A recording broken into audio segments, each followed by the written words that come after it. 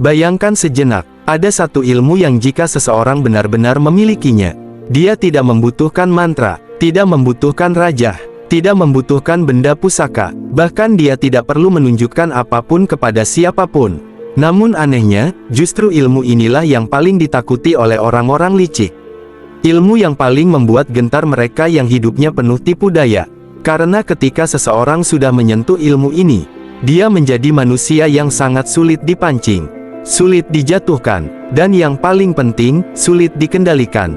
Seolah-olah ada benteng yang tidak terlihat di dalam dirinya.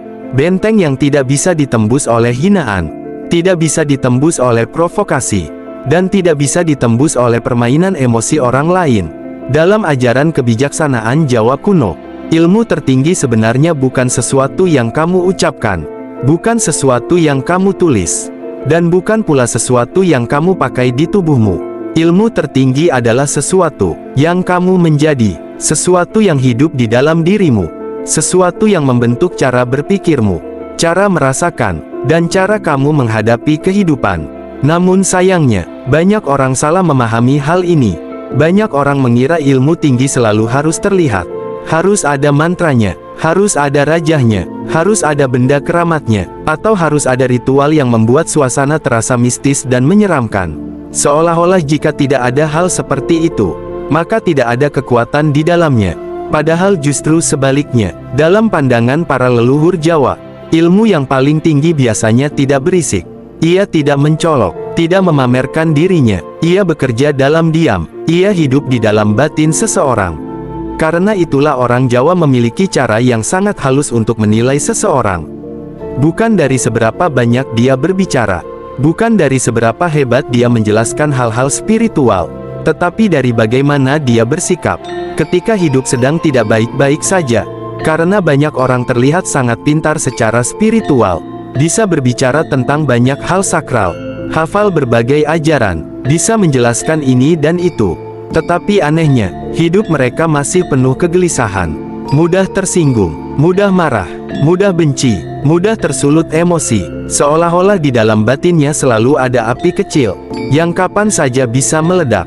Sementara ada orang lain, yang terlihat sangat biasa, dia tidak pernah bicara soal kesaktian, tidak pernah mengancam siapapun, tidak pernah memamerkan ilmu, namun ketika dia menghadapi masalah, dia tetap tenang, tetap jernih, tetap waras. Bahkan ketika dia dihina, ketika dia dijatuhkan, atau ketika dia dipancing habis-habisan oleh orang lain, disitulah sebenarnya kekuatan sejati terlihat. Karena kesaktian yang paling dihormati dalam ajaran Jawa, bukan kemampuan membuat orang lain takut, tetapi kemampuan membuat dirimu sendiri tetap tenang, tetap jernih, tetap sadar, bahkan ketika keadaan sedang sangat buruk. Dalam kebijaksanaan Jawa ada satu kalimat tua yang sering dibisikkan para sepuh. Sing paling abot iku ngalahke awakmu dewe. Yang paling berat dalam hidup ini, bukan menundukkan orang lain, yang paling berat adalah menundukkan dirimu sendiri.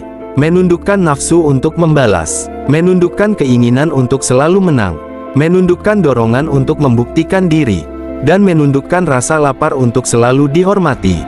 Karena sesungguhnya, musuh terbesar manusia bukan orang lain. Musuh terbesar manusia adalah gejolak yang ada di dalam dadanya sendiri. Jika kamu tidak mampu menguasai batinmu, maka batinmu yang akan menguasai dirimu. Dan ketika itu terjadi, hidupmu akan selalu terasa berat. Hari ini kamu marah karena omongan orang. Besok kamu sakit hati karena tidak dianggap. Lusa kamu kecewa karena harapanmu tidak terpenuhi. Hari demi hari kamu merasa dunia tidak adil. Padahal seringkali, yang paling sering menghukum dirimu sendiri adalah reaksimu sendiri. Karena itulah, dalam ajaran para leluhur Jawa, ilmu yang paling tinggi bukanlah ilmu yang membuat orang lain takut, tetapi ilmu yang membuat dirimu sendiri tetap tenang.